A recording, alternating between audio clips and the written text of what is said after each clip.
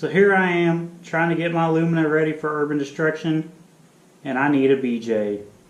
You guys know what I'm talking about. Ball joints. So here we have what's left of the stock ball joint. It goes left, right, forwards, backwards, it spins. When you put it onto the A-arm, it's difficult to put the nut on because as you spin the nut, the ball joint wants to roll with you. Now I was going to get my impact and just give it about 6 ooga oogas and call it good, but I decided to show you guys how to change a ball joint. First off, you gotta find wherever the hell you laid your 10mm socket.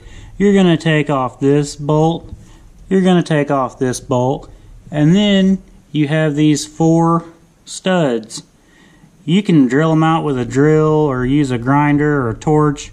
Just get rid of those things so that this whole piece pops off.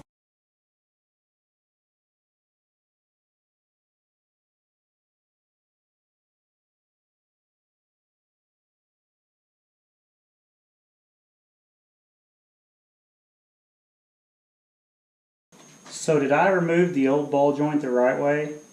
I don't know. And you don't know either. You wouldn't be looking it up on YouTube. But once you get the old one off, you take the new one, and it's going to bolt right up.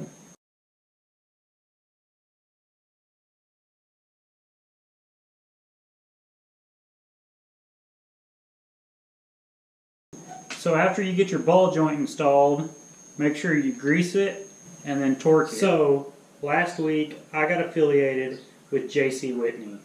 They're probably going to regret this, but I'm going to use their parts and put them to the test in demolition derbies. You can also find a link in the description to this video.